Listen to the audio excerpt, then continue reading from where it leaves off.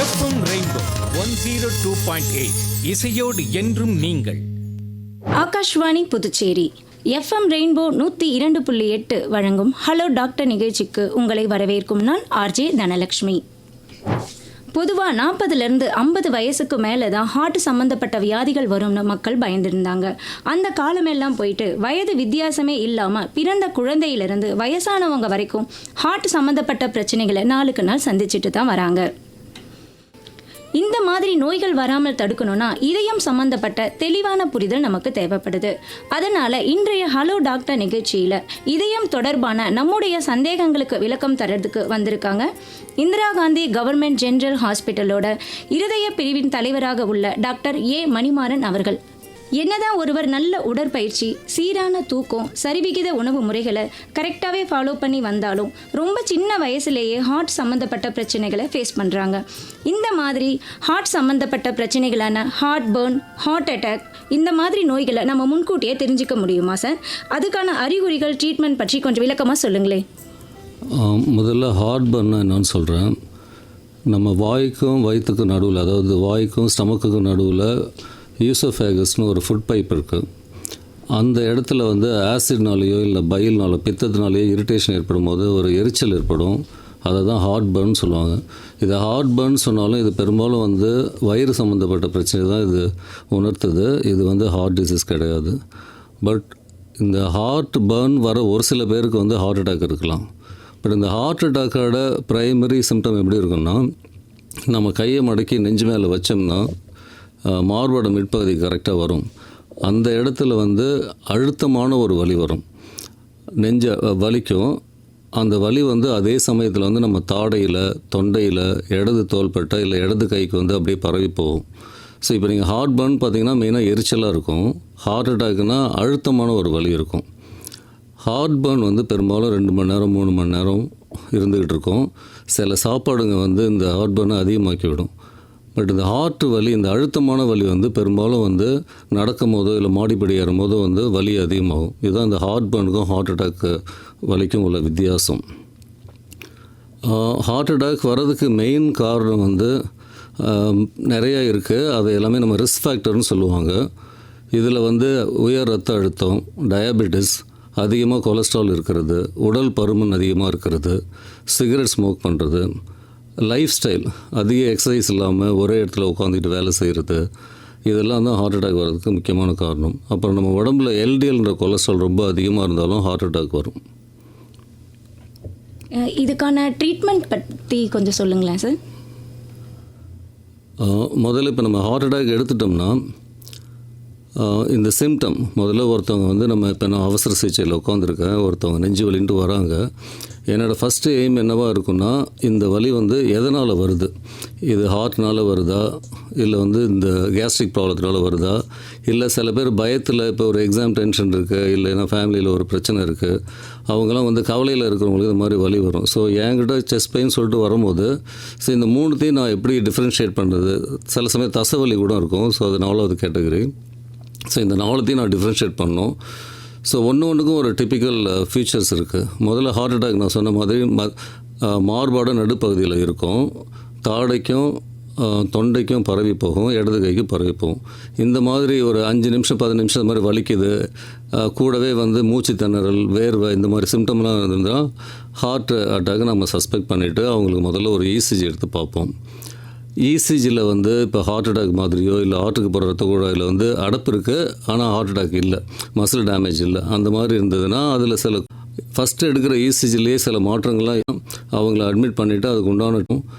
Suppose first எடுக்கிற இசிஜியில் வந்து patient வந்து செஸ்ட் பெயின் சொல்கிறாங்க, ஆனால் இசிஜி நார்மலாக இருக்கும். சில பேருக்கு அது மாதிரி இருக்கும், வந்தவுடனே இசிஜி நார்மலாக இருக்கும், கொஞ்சம் டைம் ஆக தான் இசிஜியில் மாற்றங்கள் ஏற்படும். பட் நம்ம அதுக்குள்ளேயே அதை கண்டுபிடிச்சி அதை ட்ரீட் பண்ணணும். அதுக்காக இன்னும் சில இன்வெஸ்டிகேஷன்லாம் இருக்குது. இந்த ட்ரோபோனின் டீன்னு சொல்லிட்டு ஒரு பிளட் டெஸ்ட் இருக்குது, அதை பண்ணுவோம். அதுவும் வந்து செஸ்ட் பெயின் வந்து 4 மணி நேரத்துக்கு பிறகு தான் அதிகமாகும். இப்போ ஒருத்தவங்க வராங்க, டிப்பிக்கலாக சிம்டம் இருக்குது, ஹார்ட் அட்டாக் தான், அந்த மாதிரி தான் இருக்குது அப்படின்னு சொன்னால் இசிஜியில் சரியாக இமீடியட்டாக தெரியலன்னா லோடிங் டோஸ்ன்ற ஒரு ட்ரீட்மெண்ட் இருக்குது. அதில் வந்து aspirin 325 milligram clopidogrel 300 milligram, அட்டோஸ்டாட்டின் 40 milligram இதை கொடுத்துட்டு பேஷண்ட் முதல்ல கொஞ்சம் சேஃபாக வச்சுடுவோம். அப்புறம் அவங்களுக்கு அவர்லி இசிஜி எடுத்து நமக்கு ஏதாச்சும் அதில் அறிகுறி தெரிகிறவரில் அதை எடுத்து பார்த்துக்கிட்டு இருப்போம். 4 மணி நேரம் கழித்து திருப்பி இந்த ட்ராப்பனின் டெஸ்ட்டும் பண்ணுவோம். ஸோ ஒரு பேஷண்ட் செஸ்ட் பெயின் வந்துட்டாங்கன்னா அவங்க இமீடியட்டாக ஆன் த ஸ்பாட்டு இருக்க இல்லைன்னு சொல்லி அனுப்புறதில்ல. சந்தேகம் அதிகமாக இருந்ததுன்னா அவங்கள வந்து அப்சர்வேஷனில் வச்சுட்டு முதல் 4 மணி நேரம் அவங்கள வந்து ஹவர்லி இசிஜி எடுத்துகிட்டு 4வது மணி நேரம் அந்த ட்ராப்டின் 0 ஹவர்லேயும் 4வது மணி நேரத்தில் இந்த ட்ராப்டின்ற டெஸ்ட் எடுத்துகிட்டு அவங்களுக்கு ப்ராப்ளம் இருக்கா இல்லைன்னு ஐடென்டிஃபை பண்ணிவிட்டு அதுக்கு பிறகு தான் ட்ரீட்மெண்ட் ஸ்டார்ட் பண்ணுவோம். சப்போஸ் இந்த 4 மணி நேரத்தில் அவங்களுக்கு எந்த பிரச்சனையும் இல்லை, ஹார்ட் ப்ராப்ளம் மாதிரி இல்லைன்னா அவங்களுக்கு வந்து கேஸ்ட்ரிக் ப்ராப்ளமோ இல்லை மற்ற காரணம் இருக்கும் இல்லையா அந்த வலிக்கு, கேஸ்ட்ரிக் ப்ராப்ளம் இல்லை தசை வலி இல்லை ஸ்ட்ரெஸ் இந்த மாதிரி இதுக்கு ட்ரீட்மெண்ட் கொடுத்து அனுப்பிடுவோம். அப்போ ஹார்ட் ப்ராப்ளமாக இருந்தால் அவங்களுக்கு ஐசியூவில் அட்மிட் பண்ணிவிட்டு அதுக்குண்டான ட்ரீட்மெண்ட்டை கொடுப்போம். Okay sir. இப்போ பார்த்தீங்கன்னா அதிகாலை டைமில், அதாவது மார்னிங் ஒரு 3 to 5 தான் அதிகமான அளவு ஹார்ட் அட்டாக் வருதுன்னு சொல்கிறாங்க. அதை பற்றின உங்கள் கருத்து என்ன சார்? இயற்கையாக நம்ம உடம்புல வந்து சர்க்காடியன் ரிதம்னு ஒன்று இருக்குது. அந்த ப்ராசஸ் படி அது நார்மலாக நம்ம உடம்புல நடக்கிற ஃபிசியாலஜி. இப்போ நைட்டில் நம்ம தூங்குறோம் இல்லையா, ஸோ அது வந்து இயற்கையாக நடக்கிறது தான். அந்த மாதிரி விடியற் காலையில் ஒரு 3 மணிலேருந்து 3 AM 4 AM 5 AM இதுலேருந்து காலையில் 10 மணி வரலும் நம்ம உடம்புல வந்து என்ன ஆகுதுன்னா இயற்கையாகவே ப்ளட் ப்ரெஷர் கொஞ்சம் அதிகமாகும், பல்ஸ் ரேட் கொஞ்சம் அதிகமாக இருக்கும். அப்புறம் இந்த ஸ்ட்ரெஸ் ஹார்மோன் சொல்லுவாங்க, அட்ரினலின் அந்த மாதிரி அதெல்லாம் கொஞ்சம் அதிகமாக சுரக்கும். ஸோ இந்த மாதிரி அதிகமாக சுரக்கும் போது வந்து அது ஹார்ட்டுக்கு வந்து ஒரு தீய ஒரு எஃபெக்ட் தான் உண்டாக்கும். அதாவது பிபி பல்ஸ் ஏறும் போது இதயத்தோட வேலை அதிகரிக்கும். ஏற்கனவே சில பேருக்கு வந்து கொலஸ்ட்ரால் உள்ளே இருக்குது, ஒரு இரத்த குழாயில் வந்து ஒரு 30% ஒரு 50% படிஞ்சிருக்கு. இந்த ஸ்ட்ரெஸ் ஹார்மோன் பல்ஸ் ரேட்டு பிபிலாம் ஏறும் போது ஹார்ட் கொஞ்சம் வேகமாக துடிக்கும் போது உள்ளே படிஞ்சிருக்கிற அந்த கொலஸ்ட்ரால் வந்து டிஸ்டர்ப் ஆகும். அப்படியே படிஞ்சிருக்கிற கொலஸ்ட்ரால் வந்து உள்ளே வந்து பிரேக் டவுன் ஆகும். அந்த பிரேக் டவுன் ஆகிற அந்த சர்ஃபேஸ் மேலே பிளட் கிளாட்ஸ் ஃபார்ம் ஆகும். ஸோ ஒருத்தவங்களுக்கு வந்து முதல் நாள் வந்து ஒரு 30 இல்லை 50% அடைப்பு தான் இருக்கும். இந்த ஏர்லி மார்னிங் ஹவர்ஸில் இந்த மாற்றங்களால் இதயம் அதிகமாக வேலை செய்யும் போது உள்ள பிளட் கிளாட்ஸ் அடிஷ்னலாக ஃபார்ம் ஆகுறதுனால இந்த 50% அடைப்புன்றது வந்து 100% அடைப்பாக 3-5 நிமிஷத்துக்குள்ளே ஆகிடலாம். அதனால தான் ஹார்ட் அட்டாக் வந்து ஏர்லி மார்னிங் ஹவர்ஸில் அதிகமாக வருது. Okay sir. இப்போது நம்ம பேசும்போது சொன்னீங்க ஒரு பேஷண்ட் வந்தாங்கன்னா நம்ம இசிஜி எடுப்போம், அவர் ஒன்ஸு இசிஜி எடுப்போம்னு சொன்னீங்க. இப்படி நம்ம இசிஜி எடுக்கிறதுனால நம்மளுக்கு என்னென்ன மாதிரியான இன்ஃபர்மேஷன்ஸ் விஷயங்களை நம்ம தெரிஞ்சுக்கிறோம் சார்? இப்போ இசிஜின்றது வந்து இதயத்தில் வந்து நமக்கு வந்து இப்போ பேஸ் மேக்கர்னு ஒரு இடம் இருக்குது. அங்கேருந்து அந்த கரண்ட் ஆரம்பித்து அந்த கரண்ட் போகிற வழியில் போயிட்டு இதயத்தோட தசையை வந்து ஸ்டிமுலேட் பண்ணுறதுனால தான் இந்த இதயம் துடிக்குது. இப்போ ஒருத்தவங்களுக்கு வந்து உங்களுக்கு தெரியும், நம்ம இப்போ இதயன்றது வந்து தசையிலான ஒரு பம்ப்பு. ஸோ அந்த பம்ப் வேலை செய்யணும்னா ரத்த ஓட்டம் நல்லா இருக்கணும், அதுக்கு போகிற கரண்ட்டு சரியாக இருக்கணும். அந்த கரண்ட்டு போகிற பாதை சரியாக வேலை செய்கிறதுக்கும் பிளட் ஃப்ளோ இம்பார்ட்டண்ட். இப்போ ஒருத்தவங்களுக்கு ஹார்ட் அட்டாக் வருதுன்னா அந்த இரத்த குழாயில் முதல்ல அடைப்பு வரும், அந்த கண்டக்ஷன் போகிற இடம்லாம் பாதிக்கப்படும். அதனால் இசிஜியில் சில மாற்றங்கள் ஏற்படும். ஸோ ஒருத்தவங்க நெஞ்சு வலின்னு வரும்போது அது இதயத்தில் உள்ள இரத்த குழாயில் உள்ள அடைப்புனால இருந்ததுன்னா இசிஜியில் ஏற்படுற மாற்றத்தை நம்ம இசிஜி எடுக்கும்போது பார்க்கலாம். ஸோ அது நமக்கு வந்து ஒரு இண்டிகேஷன் கொடுக்கும். சரி, உங்களுக்கு இவங்க நெஞ்சு வலின்னு சொல்கிறாங்க, இசிஜியில் வந்து மாற்றமும் இருக்குது, இது ஹார்ட் அட்டாக் தான்றதை நம்ம வந்து கன்ஃபார்ம் பண்ணிக்கலாம். ஸோ நார்மலாக இருக்கிற இசிஜி நமக்கு தெரியும், அதை நம்ம நிறைய படிக்கும் போது தெரிஞ்சுக்கலாம். அப்நார்மல் சுவிட்ச் இது மாதிரி ஹார்ட் அட்டாக்கில், ஹார்ட் ஃபெயிலியரில் அப்போல்லாம் ஏற்படுற மாற்றத்தையும் நமக்கு தெரியும். ஸோ நார்மலாக இருக்கா அப்நார்மலாக இருக்குன்னு நம்ம தெரிஞ்சுக்கிட்டு அதுக்கு தகுந்த மாதிரி ட்ரீட்மெண்ட் ஸ்டார்ட் பண்ணுவோம். ஹலோ டாக்டர் நிகழ்ச்சியில் நம்ம கூட இணைஞ்சிருக்காங்க டாக்டர் ஏ மணிமாறன் அவர்கள். இந்திரா காந்தி கவர்மெண்ட் ஜென்ரல் ஹாஸ்பிட்டலோட இருதய பிரிவின் தலைவராக இருக்காங்க. சார்கிட்ட தொடர்ந்து பேசலாம். சார், சுகர் பேஷண்ட்டுக்கு ஏன் அதிகமான அளவில் ஹார்ட் அட்டாக் வருது சார்? இப்போ சுகர் இருக்கிறவங்களுக்கு வந்து பேசிக் ப்ராப்ளம் வந்து அவங்களோட பிளட் சுகர் வந்து நார்மலாக இருக்கிறத விட கொஞ்சம் அதிகமாக இருக்கும். இந்த அதிகமாக இருக்கிற குளுக்கோஸ் உடம்புல இருக்கிற அது ரத்தத்திலே ஓடிட்டுருக்கு இல்லையா, சர்க்குலேஷனில் ஓடிட்டுருக்கு இல்லையா, அது ஒரு கெமிக்கல். அது அளவாக இருக்கிற வரையிலும் நம்ம உடம்பை பாதிக்காது. அது அளவுக்கு மீறினா அமிர்தமும் நஞ்சுன்னு சொல்கிறாங்க இல்லையா, அந்த மாதிரி அது குறிப்பிட்ட அளவுக்கு மேலே போகும்போது அது வந்து நம்ம உடம்புல உள்ள திசுக்களை எல்லாம் மாற்றி அமைக்குது. முக்கியமாக வந்து இந்த எல்டிஎல்னு ஒரு பேட் கொலஸ்ட்ரால் இருக்குது, அதை வந்து ஆக்சிடைஸ்டு எல்டிஎல்லாக அதோட தன்மையை மாற்றுது. இந்த ஆக்சிடைஸ்டு இல்லைனா கிளைகேட்டட் எல்டிஎல்னு சொல்லுவாங்க. அந்த எல்டிஎல் வந்து ஈஸியாக வந்து நம்ம இதயத்தில் உள்ள இரத்த குழாயில் படியும். ஸோ சுகர் இல்லாதவங்களோட எல்டிஎல் வந்து குட் குவாலிட்டியாக இருக்கும். சுகர் இருக்கிறவங்களோட எல்டிஎல் வந்து ஒரு டேமேஜ்டு எல்டிஎல்லாக இருக்கும். அது ஈஸியாக வந்து நம்ம இரத்த குழாய்களில் படியும். பொதுவாக வந்து இந்த மாற்றங்கள்லாம் ஒரு 5 வருஷம் 10 வருஷத்துல இப்போ சர்க்கரை ஆரம்பித்த 5 வருஷம் 10 வருஷத்துக்குள்ளே இந்த எல்டிஎல்லாம் மாற ஆரம்பிச்சிடும். அது வந்து இரத்த குழாயில் உள்ள அந்த இன்டிமான்னு சொல்லுவாங்க, அந்த உள்பகுதி, அந்த லேயரில் போய் அது கீழே போய் படிஞ்சிடும். அது கொஞ்சம் கொஞ்சமாக படிஞ்சு அடைப்பை வந்து சீக்கிரமாக உண்டாக்கும். இப்போ சர்க்கரை இல்லாதவங்களை கம்பேர் பண்ணும்போது சர்க்கரை இருக்கிறவங்களுக்கு வந்து ஒரு 10-15 வருஷம் முன்னாடியே ஹார்ட் ப்ராப்ளம்ஸ் வந்துடும். அடைப்பெல்லாம் இருக்கிற அடைப்பும் வந்து சிவியராக இருக்கும். ஆக்சுவலாக ஒரு இரத்த குழாயோட லென்த்து இப்போ 60 மில்லிமீட்டர்னு வச்சுங்க. அதில் வந்து எக்ஸ்டென்சிவாக இருக்கும். அந்த 60 மில்லிமீட்டருமே இன்வால்வ் ஆகிருக்கும். இப்போ சர்க்கரை இல்லாதவங்களுக்கு வந்து ஸ்மால் செக்மெண்ட்டில் தான் இருக்கும். ஒரு 10 மில்லிமீட்டர் 15 மில்லிமீட்டர் லென்த்தில் தான் அஃபெக்ட் ஆகும். பட் சர்க்கரை வியாதி இருக்கிறவங்களுக்கு ஃபுல் லென்த்துமே வந்து அஃபெக்ட் ஆகலாம். ஸோ சர்க்கரை இருக்கிறவங்களுக்கு குளுக்கோஸ் அதிகமாகும். குளுக்கோஸ் அதிகமாகும் போது அது சில மாற்றங்களை வந்து நம்மளோட செல்ஸ்லையும் அந்த எல்டிஎல் கொலஸ்ட்ராலையும் ஏற்படுத்துது. அதனால தான் நமக்கு வந்து சுகர் இருக்கிறவங்களுக்கு வந்து ஹார்ட் அட்டாக் அதிகமாக வருது. அப்போனா நம்ம வந்து வருஷத்துக்கு ஒரு தடவை நம்ம பாடி செக்கப் பண்ணிக்கிறது ரொம்பவே நல்லது. சுகரு, கொலஸ்ட்ரால் இதெல்லாம் நம்ம செக்கப் பண்ணிக்கிறது நல்லது. Okay sir. பொதுவாக வந்து நம்மளுடைய ஹார்ட் பீட்டு வந்து நம்மளால் உணர முடியாது. ஆனால் ஒரு சில சமயம் நம்மளுக்கு ஒரு படபடப்பாக இருக்கும், ஒரு டென்ஷனாக இருக்கிற சமயத்தில் நம்ம ஹார்ட் பீட் நம்மளுக்கு கேட்கும். ஒரு ஓடும் போது, எக்ஸசைஸ் பண்ணும்போது, ஹெவியாக ஒர்க் லோட் பண்ணும் போதெல்லாம் நம்மளுக்கு அந்த படபடப்பு, அந்த லேப்டாப் சவுண்டு அதெல்லாம் நம்மளால் உணர முடியுது. அதுக்கான ரீசன் என்ன சார்? பொதுவாக நம்ம இதயம் நமக்கு தெரியும், அது வந்து கண்டினியூஸாக துடிச்சிக்கிட்டே இருக்குது, நம்ம கண்டினியூஸாக ப்ரீத் பண்ணிகிட்டே இருக்கோம். இதெல்லாம் வந்து ஆட்டோனாமிக் ஃபங்க்ஷன் சொல்லுவாங்க. ஆட்டோமேட்டிக்காக நிகழ்ந்துக்கிட்டு இருக்கிற ஒரு விஷயம். நமக்கு வந்து 1000 வேலை இருக்கும். நம்ம ரொட்டீன் ஜாபை பண்ணணும். அந்த மாதிரி இருக்கும். நம்மளோட ஹார்ட் பீட் ஒவ்வொரு நிமிஷமும் நமக்கு கேட்டுதுன்னா அது வந்து ரொம்ப அன்பிளசண்ட்டாக இருக்கும். அதனாலவே இயற்கையாக எப்படி இருக்குன்னா, நம்ம இதய துடிப்பு அது கண்டினியூஸாக துடிச்சிட்டு இருந்தாலும் நம்ம அதை உணர மாட்டோம். நம்ம வேலையை நம்ம பார்த்துட்டே இருப்போம். இதை பற்றி நம்ம ஒரி பண்ண மாட்டோம். ஆனால் சில சுச்சுவேஷனில் இப்போ நம்ம வந்து ஒரு ஜாகிங் போகிறோம், வேகமாக ஓடுறோம், அப்போ இதய துடிப்பு அதிகமாகும் போது அது ரொம்ப ஃபோர்ஸ்ஃபுல்லாக பம்ப் பண்ணும். அந்த சமயத்தில் வந்து நம்ம இதய துடிப்பை உணரலாம். சில சமயத்தில் வந்து இன்டர்வியூஸு, எக்ஸாம்ஸு, இந்த மாதிரி ஒரு பய உணர்ச்சி எப்போல்லாம் நமக்கு ஏற்படுதோ அப்போ இதய துடிப்பு அதிகமாக ஏறுறதுனாலையும் அது ஃபோர்ஸ் பண்ணுற அந்த கான்ட்ராக்ட் பண்ணது இல்லையா, அதோட ஃபோர்ஸ் அதிகமாகிறதுனாலையும் நம்ம அதை உணரலாம். ஸோ இந்த மாதிரி ஒரு ஆபத்தை உணர்த்துறதுக்கு தான் அந்த படபடப்பான அந்த சிம்டம் வந்து நமக்கு ஆண்டவன் இயற்கையாக கொடுத்துருக்கான். சில வியாதிகளில் வந்து இந்த படபடப்பு வரும். ஸோ ஒருத்தவங்க வந்து நம்மகிட்ட வந்து படபடப்பு இருக்குதுன்னு சொன்னாங்கன்னா ஃபஸ்ட்டு இது நார்மல் கிடையாது, அவங்க நார்மலாக இல்லை. ஏன்னா நார்மலாக ஒருத்தவங்க வந்து அவங்களோட இதய துடிப்பை உணரக்கூடாது. படபடப்பாக இருக்குன்னாவே அவங்களுக்கு வந்து ஒன்று இயற்கையானதாக இருக்கலாம், நடக்கிறது அந்த மாதிரி, இல்லை பயத்தை கொடுக்குற சூழ்நிலை இருக்கலாம், இல்லைன்னா அவங்களுக்கு வந்து அதிக பிளட் ப்ரெஷர். இப்போ வந்து பிபி வந்து 130, 80, 120, 70 இந்த மாதிரி சமயத்துலலாம் நமக்கு படபடப்பு இருக்காது. இதே பிளட் ப்ரெஷர் வந்து 170, 100, 200 இந்த மாதிரி அதிகமாகும் போது இதயத்தோட வேலை அதிகமாகும். அப்போ வந்து நம்ம அந்த படபடப்பை உணரலாம். ஸோ இந்த படபடப்புன்றது வந்து வலி மாதிரி நம்ம ஆபத்தை நமக்கு சொல்லுது. நம்ம உடம்பு வந்து நல்லா இல்லை, இதை நீங்கள் கவனிங்கன்னு சொல்லிவிட்டு அது நமக்கு ஒரு வார்னிங் கொடுக்குது. அதே மாதிரி இதயத்தில் வந்து சில பேருக்கு வந்து வால்வ் லீக் ஆகும்.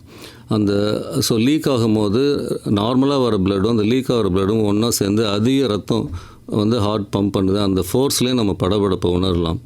சில பேருக்கு வந்து சில வியாதியில் வந்து இதய துடிப்பு இப்போ நார்மலாக நமக்கு வந்து 60லேருந்து 100 இருக்குது இல்லையா, சில பேருக்கு வந்து ஹார்ட்டுக்குள்ளே இருக்கிற அந்த எலக்ட்ரிக்கல் அப்நார்மாலிட்டினால சடனாக 200, 250 அந்த மாதிரி வேகமாக துடிக்க ஆரம்பிக்கும்.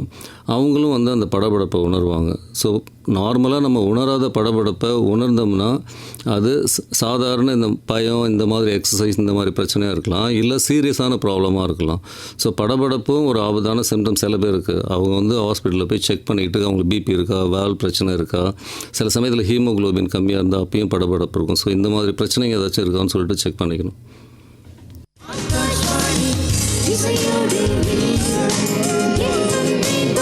FM rainbow 102.8. ஹலோ டாக்டர் நிகழ்ச்சியில் இந்திரா காந்தி கவர்மெண்ட் ஜென்ரல் ஹாஸ்பிட்டலில் இருதய பிரிவின் தலைவராக இருக்கிற டாக்டர் ஏ மணிமாறன் அவங்க கூட தான் நம்ம பேசிகிட்டு இருக்கிறோம். தொடர்ந்து பேசலாம் சார். இப்போ நீங்கள் எல்டிஎல் கொலஸ்ட்ரால் அப்படின்னு சொல்லியிருந்தீங்க, அது எந்த லெவல் இருந்தால் நம்ம ஹார்ட்டுக்கு நல்லது சார்? எல்டிஎல் கொலஸ்ட்ரால் ஆவரேஜாக ஒரு மனுஷனுக்கு வந்து 100லேருந்து 130 இருக்கும். ஒரு 45 வயசுக்கு மேலே சுகர் இருக்கிறவங்களுக்கு, பிபி இருக்கிறவங்களுக்கு, ஃபேமிலி ஹிஸ்ட்ரி இருக்கிறவங்களுக்கு, அதாவது குடும்பத்தில் ஹார்ட் அட்டாக் சின்ன வயசுலேயே யாருக்காச்சும் வந்திருந்தா, இவங்களோட எல்டிஎல் கொலஸ்ட்ரால் எல்லாமே 70க்கும் கீழே, அதாவது 55 அதுதான் இப்போது ஸ்டாண்டர்டாக சொல்கிறாங்க, 55 கிட்ட மெயின்டைன் பண்ணால் ஹார்ட் அட்டாக் வர்றதை பெருமளவு தடுக்கலாம். ஸோ இப்போ முக்கியமாக நான் என்ன சொல்ல விரும்புகிறேன்னா, இங்கே நிறைய பேருக்கு டயபெட்டிஸ் இருக்குது. பட் நிறைய பேர் என்ன செய்வாங்கன்னா, அவங்களுக்கு டயபெட்டிஸ்க்கு எல்லா ட்ரீட்மெண்ட்டும் எடுத்துக்கிட்டு இருப்பாங்க. ஆனால் இந்த ஹார்ட் அட்டாக் வராமல் தடுக்கிற இந்த பிளட் தின்னர் டேப்லெட்டும் கொலஸ்ட்ரால் மாத்திரையும் எடுத்துக்க மாட்டாங்க. ஸோ அவங்க முக்கியமாக எல்லோரும் ஏன்னா கொலஸ்ட்ரால் அதிகமாக இருந்தால் அதுக்குன்னு எந்த சிம்டமும் இருக்காது. நம்மளே போயிட்டு பிளட் செக் பண்ணி பார்த்துட்டு நம்மளோட கொலஸ்ட்ரால் எவ்வளோ இருக்குதுன்னு தெரிஞ்சுக்கிட்டு அதை மாத்திரை போட்டு 55 மில்லிகிராம் per டெசிலிட்டர் மெயின்டைன் பண்ணால் ஹார்ட் அட்டாக் வரதை தடுக்கலாம். Okay sir. இன்னும் நம்ம ஹார்ட்டை பற்றி, அதாவது ஹார்ட் டிசீஸை வந்து நம்ம ப்ரிவெண்ட் பண்ணணும், முன்கூட்டியே தெரிஞ்சுக்கணுன்னா என்னென்ன பண்ணணும் சார்? அதை பற்றி கொஞ்சம் விளக்கமாக சொல்லுங்களேன். ஹார்ட் அட்டாக் வரக்கூடாதுன்னா அதை வந்து ஃபஸ்ட்டு ப்ரைமரி ப்ரிவென்ஷனாக சொல்லுவாங்க. நமக்கு வந்து ஹார்ட் அட்டாக் வரதுக்கு முன்னாடியே சின்ன வயசுலேருந்தே வந்து நல்ல பழக்க வழக்கத்தால் ஹார்ட் அட்டாக் ஃப்யூச்சரில் வராமல் தடுக்கிறது. ரெண்டாவது வந்து ரிஸ்க் ஃபேக்டர், ஒரு ஸ்டேஜில் வந்து சுகரோ பிபியோ இல்லை ஓவர் வெயிட்டோ வந்துடுச்சு, அதுக்கு மேலே நம்ம வந்து ஹார்ட் அட்டாக் வரதை ப்ரிவெண்ட் பண்ணுறது, அது ஒன்று. சில பேருக்கு ஹார்ட் அட்டாக் வந்துட்ட பிறகு மீண்டும் இன்னொரு அட்டாக் வரதை தடுக்கிறது. ஸோ ஒவ்வொரு ஸ்டேஜ்லேயும் நம்ம வந்து இந்த ஹார்ட் அட்டாக் வரதை தடுக்கலாம். இப்போ நம்ம குழந்தைங்களுக்கு ஒரு ஸ்டார்டிங்லேருந்தே ஒரு 5 வயசு 10 வயசு இந்த வயசுலேருந்தே நமக்கு வந்து இந்த லைஃப் ஸ்டைல் மாடிஃபிகேஷன் சொல்லுவாங்க. இப்போ நமக்கு எல்லாருக்கும் தெரியும், நம்ம வந்து ப்ராசஸ்டு ஃபுட்டு, நான் வெஜிடேரியன் டயட்டு, ஆயில் அதிகமாக இருக்கிற ஃபுட்டு தான் நம்ம குழந்தைகள்லாம் அதிகமாக கொடுக்குறோம். ஏன்னா அதுதான் அவங்க விரும்பி சாப்பிட்றாங்க. பட் அதை வந்து ஒரு 5 வருஷம் 10 வருஷம் கொடுத்துட்ட பிறகு ஒரு 15 வயசுலேயோ 25 வயசுலேயோ அந்த ஹேபிட்டை மாற்றுறது ரொம்ப கஷ்டம். ஸோ சின்ன வயசுலேருந்தே வந்து அந்த நல்ல டயட்டை கொடுத்து நம்ம குழந்தைங்களை வளர்க்கணும். பேலன்ஸ்டு டயட்னு சொல்லுவாங்க. பேலன்ஸ்டு டயட்னால் carbohydrate, protein, cholesterol, vitamins, minerals இதெல்லாம் சரியான ப்ரொபோர்ஷனில் இருக்கணும். நம்ம சாப்பிட்ற சாப்பாட்டில் வந்து அதிகமாக கார்போஹைட்ரேட், நம்ம பெரும்பாலும் ரைஸ் சாப்பிட்றோம், இட்லி சாப்பிட்றோம், தோசை சாப்பிட்றோம், கோதுமை சாப்பிட்றோம், இதில் எல்லாம் கார்போஹைட்ரேட் அதிகம். இந்த அதிகமாக கார்போஹைட்ரேட் சின்ன வயசுலேருந்து சாப்பிட்டுட்டு வரதுனால ஒரு 35-45 வயசில் பார்த்திங்கன்னா நிறைய பேருக்கு டயபெட்டிஸ் வரும். அது அடுத்ததாக வந்து ஹார்ட் அட்டாக் கொண்டு வந்துடும். இந்த ஹை கார்போஹைட்ரேட் ஃபுட்டை வந்து நம்ம சின்ன வயசுலேருந்தே நிறையா fruits, vegetables, healthy nuts, healthy seeds, high fibre diet இதெல்லாம் நம்ம கொடுத்துட்டு ஒரு குழந்தைய வளர்த்துட்டு வந்தோம்னா இந்த ஹார்ட் அட்டாக் வரதை நம்ம வந்து தடுக்கலாம். இதில் வந்து ஸ்பெசிஃபிக்காக சில சாப்பாடு வந்து ஹார்ட் அட்டாக் வரதை நம்ம தடுக்கும். இப்போ வந்து நம்ம சாப்பாட்டில் வந்து பூண்டு, இஞ்சி, வெங்காயம், ஃப்ளாக்ஸீட், சியா சீட் அதெல்லாம் சொல்கிறோம் இல்லையா, இதெல்லாம் கொஞ்சம் அதிகமாக சேர்த்துக்கிட்டோம்னா ஹார்ட் அட்டாக் வரதை தடுக்கும். முக்கியமாக ஃபேமிலி ஹிஸ்ட்ரி ஹார்ட் அட்டாக் இருக்கிறவங்க, ஃபேமிலி ஹிஸ்ட்ரி ஆஃப் டயபெட்டிஸ் இருக்கிறவங்க எல்லாம் வந்து இந்த லைஃப் ஸ்டைல் மாடிஃபிகேஷனை அடாப்ட் பண்ணணும். இப்போ லைஃப் ஸ்டைல் மாடிஃபிகேஷனாகவே வந்து ஒன்று டயட்டு, அடுத்து எக்ஸசைஸு. இப்போ நமக்கு எல்லாமே தெரியும், எல்லாரோட குழந்தை வாழ்க்கையும் வந்து ஒரு ரூம்லேயோ ஒரு வீட்டிலையோ தான் அடைஞ்சு போயிடும். அந்த காலத்தில் இருக்கிற மாதிரி வந்து பார்க்கில் போய் விளாட்றது, கிரவுண்டில் போய் விளாட்றது, அவுட்டோர் கேம்ஸ் எதுவும் கிடையாது. ஃபிசிக்கல் ஆக்டிவிட்டி வந்து ரொம்ப கம்மியாக இருக்குது இல்லையா. ஸோ அதனால் நிறைய பேர் சாப்பிட்றது ஜங்க் ஃபுட்டு, ஆக்டிவிட்டி இல்லை. இந்த காம்பினேஷன் தான் ஒருத்தவங்க வந்து இந்த சொசைட்டிக்கு ஹார்ட் அட்டாக் கொண்டு வந்து அதிகமாக விடுறது. ஸோ இதெல்லாம் மாறணுன்னா வந்து நம்ம வந்து சின்ன வயசுலேயே குழந்தைங்களுக்கு வந்து இந்த ஈவினிங்கில் விளையாடுறதுக்கான ஒரு ஓப்பன் பிளேஸில் போயிட்டு நிறைய ஃபிசிக்கலாக எக்ஸைட் பண்ணி விளையாடுறதுக்கு மாதிரி ஒரு சூழ்நிலை வந்து நம்ம உண்டாக்கணும். ஸோ நல்ல சாப்பாடு, நல்ல எக்ஸசைஸ் இதெல்லாம் வந்து சின்ன வயசுலேயே நம்ம அடாப்ட் பண்ணி கொண்டு வந்துட்டு இருக்கணும். அப்புறம் யோகா, மெடிடேஷன் இதெல்லாம் வந்து ரெகுலராக பண்ணும்போது வந்து ஹார்ட் அட்டாக் வர்றது, பிபி வர்றது, சுகர் வர்றது எல்லாம் நல்லாவே தடுக்கலாம். பட் நம்ம யாரும் அது ரெகுலராக ஃபாலோ பண்ணுறதில்ல. பட் ஒன்ஸ் இந்த ஸ்டேஜுக்கு வந்துட்டோம், சுகரோ பிபியோ வந்துட்டு இதெல்லாம் நம்ம தாண்டி வந்துட்டோம், சுகர் பிபி வந்துட்டுனா அந்த சமயத்தில் வந்து சுகரையும் பிபியும் வந்து நம்ம கண்ட்ரோலாக வச்சுக்கணும். இப்போ சுகர் இருக்குன்னு வச்சுக்கோங்க, நிறைய பேர் பார்த்திங்கன்னா சும்மா பேருக்கு ஒரு மாத்திரை போடுறோன்னு சொல்லிட்டு போட்டுட்ருப்பாங்க. ஆனால் அவங்களோட ப்ளட் சுகர் வந்து கண்ட்ரோலாகவே இருக்காது. இது அடிக்கடி நம்ம வந்து டோஸை டைட்ரேட் பண்ணிவிட்டு அந்த டார்கெட் லெவல்னு சொல்லுவாங்க. சர்க்கரை இருக்கிறவங்களுக்கு இவ்வளோ தான் ஃபாஸ்டிங் பிளட் சுகர் இருக்கணும், இவ்வளோ தான் போஸ்ட்பரண்டல் பிளட் சுகர் இருக்கணும், இவ்வளோ தான் ஆவரேஜ் HbA1c இருக்கணும், இந்த ஆவரேஜ் சுகர்னு வாங்கலையே 3 மாதத்து ஆவரேஜ் சுகர் இவ்வளோ தான் இருக்கணும்னு எல்லாத்துக்கும் கணக்கு இருக்குது. ஸோ இதை வந்து நம்ம ஃபாலோ பீரியாடிக்காக மாதம் ஒரு தடவை இல்லை 3 மாதம் ஒரு தடவை அதை மானிட்டர் பண்ணிக்கிட்டு நம்ம பிளட் சுகரை மெயின்டைன் பண்ணிட்டு இருந்தோம்னா ஹார்ட் அட்டாக் வரதை தடுக்கலாம். அப்புறம் பிபி இருக்கிறவங்க பிபி மாத்திரை, எகெயின் பிபிக்கும் இதே ப்ராப்ளம் தான். இப்போ 100 பேர் பிபி மாத்திரை போட்டிருந்தாங்கன்னா 70 பேருக்கு பிபி கண்ட்ரோலாக இருக்காது. ஆனால் நான் பிபிக்கு ட்ரீட்மெண்ட் எடுத்துக்கிட்டு இருக்கேன்ற ஸ்டேஜில் அவங்க இருப்பாங்க. ஆனால் அவங்களுக்கு வந்து அந்த முழு பெனிஃபிட்டும் கிடைக்காது. ஸோ அவங்களும் அடிக்கடி பிபி மானிட்டர் பண்ணிக்கிட்டு அந்த டார்கெட் லெவல் இப்போ 120/70 அந்த மாதிரி அந்த ரேஞ்சில் மெயின்டைன் பண்ணிகிட்டு இருக்கோம். சில பேர் பிபி ரொம்ப அதிகமாக இருக்கும், 180 110 அந்த மாதிரி இருக்கும், மாத்திரை போடுவாங்க. ஆனால் 160 150 அதே ஹை பிபி லெவலில் தான் இருப்பாங்க. இவங்களுக்குலாம் அதிகமாக வந்து பலன் கிடைக்காது. ஸோ இந்த ரிஸ்க் ஃபேக்டர் இருக்கிறவங்க, கொலஸ்ட்ரால் இருக்கிறவங்க, பிபி இருக்கிறவங்க, சுகர் இருக்கிறவங்க மெடிசன் எடுத்துக்கிறது மட்டும் பத்தாது. அந்த அவங்களோட டார்கெட் லெவல் எவ்வளோ இப்போ நான் ட்ரீட்மெண்ட் எடுத்துக்கிட்டால் எந்த லெவலில் வச்சா எனக்கு காம்ப்ளிகேஷன் வராது அதை மெயின்டைன், அதுதான் முக்கியம், அதுதான் பர்பஸ், அதுதான் எய்ம் ஆஃப் ட்ரீட்மெண்ட்டு. நம்ம ஏதோ மாத்திரை எடுத்துக்கிட்டு இருக்கோம் அந்த மாதிரி இருக்கக்கூடாது. அதே மாதிரி முன்னாடி சொன்ன மாதிரி கொலஸ்ட்ரால், நிறைய பேர் வந்து பிபி இருக்கும், சுகர் இருக்கும், இவங்க வந்து அதுக்குள்ளே மாத்திரையை போட்டுட்ருப்பாங்க. பட் அது ரெண்டுமே ஃபைனலாக வந்து ஸ்ட்ரோக்கோ இல்லைனா ஹார்ட் அட்டாக்கோ அது வழியாக தான் நம்ம லைஃப்பை முடிக்குது. ஸோ அதை தடுக்கிறதுக்கு அந்த எண்ட் பாயிண்டில் வந்து அந்த கொலஸ்ட்ராலை வந்து 55 வந்து மெயின்டைன் பண்ணணும். ஸோ இதெல்லாம் பண்ணால் வந்து ரிஸ்க் ஃபேக்டர் வந்த பிறகு ஹார்ட் அட்டாக்கை வந்து நம்ம தடுக்கலாம்.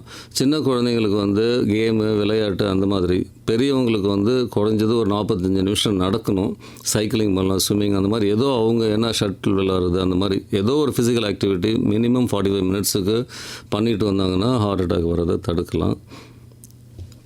ஓகே சார், இப்போ இதுலேருந்து நம்மளுக்கு என்ன தெரியுதுன்னா, ஹார்ட் அட்டாக்கு, ஹார்ட் சம்மந்தப்பட்ட ப்ராப்ளம்லாம் நம்மளுக்கு வரக்கூடாதுன்னா கண்டிப்பாக உடற்பயிற்சி, ஃபிசிக்கல் ஆக்டிவிட்டீஸ் நம்மளுக்கு இருக்கணும். அதே மாதிரி சரியான சாப்பாட்டு முறையை நம்ம ஃபாலோ பண்ணணும். ஃபாஸ்ட் ஃபுட் இதெல்லாம் நம்ம தவிர்த்தனா கண்டிப்பாக நம்ம ஹார்ட்டை ஹெல்த்தியாக வச்சுக்கலாம். சரிங்க சார், இப்போ நம்மளுக்கு ஹார்ட் சம்மந்தப்பட்ட ப்ராப்ளம் இருக்குன்னு நம்மளுக்கு தெரிஞ்சால் தான் நம்ம ட்ரீட்மெண்ட் வரும். அப்போ நம்மளுக்கு ஏதாவது முன்கூட்டியே நம்மளுக்கு ஹார்ட் ப்ராப்ளம் இருக்குது அப்படின்னு ஏதாவது சிம்டம்ஸு கொஞ்சம் நாளைக்கு முன்னாடியே ஏதாவது அறிகுறிகள் மாதிரி ஏதாவது தெரியுமா சார்? இது வந்து சில பேர் சிம்டம் வந்து வருவாங்க. இப்போ சிம்டம் வந்து ஒருத்தவங்க என்கிட்ட சொல்கிறாங்க, நான் பீச்சில் டெய்லி வாக்கிங் போயிட்டு இருந்தேன், இவ்வளோ வருஷமாக எனக்கு ஒன்றும் இல்லை, ஆனால் இப்போ ஒரு மாதமாக நான் நடக்கும் போதெல்லாம் எனக்கு வந்து நெஞ்சு வலிக்குதுன்னு சொன்னாங்கன்னா ஆல்ரெடி அவங்களுக்கு வந்து நிறைய பிளாக் வந்துட்டுன்னு அர்த்தம். ஸோ அவங்களுக்கு வந்து நம்ம இசிஜி, ஆஞ்சியோகிராம் அந்த மாதிரிலாம் இன்வெஸ்டிகேட் பண்ணி ட்ரீட் பண்ணுறோம். அவங்களுக்கு வந்து ட்ரீட்மெண்ட் கொடுக்குறோம் ஆக்சுவலாக. பட் இந்த ஸ்டேஜுக்கே நம்ம போகக்கூடாது ஆக்சுவலாக. இப்போ ஹை ரிஸ்க், இப்போ ஃபேமிலியில் வந்து அப்பா அம்மாவுக்கு டயபெட்டிஸ் இருக்குது, ஃபேமிலியில் வந்து வேறு யாருக்கோ ஒரு பிரதர்ஸ்க்கு வந்து ஒரு 50 வயசில் வந்து ஹார்ட் அட்டாக் வந்திருக்கு. இந்த மாதிரி ஃபேமிலியில் இருக்கிறவங்க எல்லாம் என்ன செய்யணும்னா, ஒரு 30-35 வயசுலேருந்தே வந்து இது வரதை தடுக்கிறதுக்கான எல்லா முயற்சியும் பண்ணணும். நான் சொன்ன மாதிரி லைஃப் ஸ்டைல் மாடிஃபிகேஷன் பண்ணணும். இயர்லி ஹெல்த் செக்அப்னு சொல்கிறாங்களே, இது மெயினாக வந்து சுகரு, பிபி, கொலஸ்ட்ரால் இதை டார்கெட் பண்ணி இது நமக்கு இது எவ்வளோ இருக்குது அப்படின்ட்டு அந்த எவ்வளோ இருக்குதுன்னு தெரிஞ்சுக்கிட்டு எந்த லெவலில் இருந்தால் நமக்கு ஹார்ட் அட்டாக் வராதுன்னு அதையும் தெரிஞ்சு வச்சுக்கிட்டு அதுலேயே மெயின்டைன் பண்ணிகிட்டு இருக்கணும். இப்போ நிறைய பேர் என்ன செய்வாங்கன்னா, கொலஸ்ட்ராலுக்கு மாத்திரை போட்டுட்ருக்கேன், பிபிக்கு மாத்திரை போட்டுட்ருக்கேன், சுகருக்கு மாத்திரை போட்டுட்ருக்கேன்னு சொல்லுவாங்க. ஆனால் நம்ம செக் பண்ணி பார்த்தா எதுவுமே கண்ட்ரோலில் இருக்காது. அது வந்து ஒரு பாதி ட்ரீட்மெண்ட் சொல்லலாம், அதனால் ரொம்ப பெனிஃபிட்லாம் இருக்காது. ஸோ அந்த ப்ராப்ளம் வந்த பிறகு, டயபெட்டிஸ் வந்த பிறகு, ஹைப்பர் டென்ஷன் வந்த பிறகு, கொலஸ்ட்ரால் வந்த பிறகு அதை நம்மளே தான் செக் பண்ணி பார்ப்போம். சப்போஸ் சிம்டம் இல்லைனாலும் ஆனுவலாக போயிட்டு ஒரு மாஸ்டர் ஹெல்த் செக்அப் ஏதாச்சும் பண்ணி நம்மளோட லெவல்ஸ்லாம் எப்படி இருக்குது. ஏன்னா இந்தியாவில் வந்து 30, 35, 40 வயசுலலாம் ஹார்ட் அட்டாக்லாம் ரொம்ப அதிகம். நிறைய பேர் நினச்சிட்டு இருக்காங்க 30 வயசு தான் ஆகுது, 35 வயசு தான் ஆகுது, இப்போ எதுக்கு நான் மாத்திரை போடணும், இப்போ எதுக்கு நான் செக்அப் பண்ணணும்னு சொல்லிட்டு. பட் பிரச்சனை எல்லாமே அப்போ தான் ஸ்டார்ட் பண்ணுது. இப்போ ஆவரேஜாக பீக் வந்து பார்த்திங்கன்னா 50 வயசில் ஹார்ட் அட்டாக் வந்தவங்க நிறைய 50 அந்த ரேஞ்சில் இருக்கிறவங்களுக்கு நிறைய பேர் இருப்பாங்க நம்ம இப்போ ஹாஸ்பிட்டலில் பார்த்தோம்னா. பட் இந்த 50 வயசில் நமக்கு ஹார்ட் அட்டாக் வரக்கூடாதுன்னா நம்ம வந்து 30 வயசுலேயே வந்து நம்ம ஏதாச்சும் ஒரு இனிஷியேட்டிவ் எடுத்து லைஃப் ஸ்டைல் மாடிஃபிகேஷனோ இல்லைன்னா மாத்திரையோ சாப்பிட்டு இருந்தோம்னா அந்த 50 வயசில் வந்து ஹார்ட் அட்டாக் வர்றதை தடுக்கலாம். இப்போ 50 வயசு ரொம்ப குருஷியலான வயசு. ஏன்னா நிறைய பேரோட குழந்தைங்களாம் இப்போ படிச்சுட்டு இருப்பாங்க ஸ்கூலில். அதாவது 50 வயசில் இருக்கிற ஒரு பேஷண்ட்டோட குழந்தைய பார்த்தீங்கன்னா அவங்க காலேஜில் படிச்சுட்டு இருப்பாங்க. இவர் முக்கியமான ஆளாக இருப்பார், வேலை செஞ்சுட்டு இருப்பார், இவரோட இன்கம் பேஸ் பண்ணி தான் லைஃபே ஓடிக்கிட்டு இருக்கும் அந்த ஃபேமிலியில். இவங்க வந்து 30லேருந்து 40 வயசுல கொஞ்சம் அலட்சியமாக இருந்திருப்பாங்க. நேராக ஹார்ட் அட்டாக் வந்த பிறகு அந்த ஃபேமிலியே ரொம்ப ஸ்டன் ஆகிடுவாங்க. ஸோ அவங்களுக்கு என்ன பண்ண தெரியாது. ஸோ அதனால் நான் என்ன சொல்ல விரும்புகிறேன்னா, இப்போ வந்து 50லேருந்து 55 அந்த பீக், அந்த ரொம்ப யூஸ்ஃபுல் ஃபார் த ஃபேமிலி அந்த பர்சன் ஆக்சுவலாக அவங்க அந்த ஏஜில் தான். அந்த ஏஜில் இருக்கிறவங்களுக்கு அந்த ஏஜில் ப்ராப்ளம் வரக்கூடாதுன்னா அவங்க வந்து 30-35 வயசுலேருந்தே உஷாராக ட்ரீட்மெண்ட்லாம் எடுத்துக்கணும் ப்ராப்பராக. ரொம்ப நன்றி சார். இது வரைக்கும் எங்களுடைய ஹார்ட் சம்மந்தப்பட்ட எல்லா கேள்விக்கும் ரொம்ப தெளிவாக பதில் சொன்னீங்க. நன்றி sir. Thank you ma'am. Thank you. Thank you sir.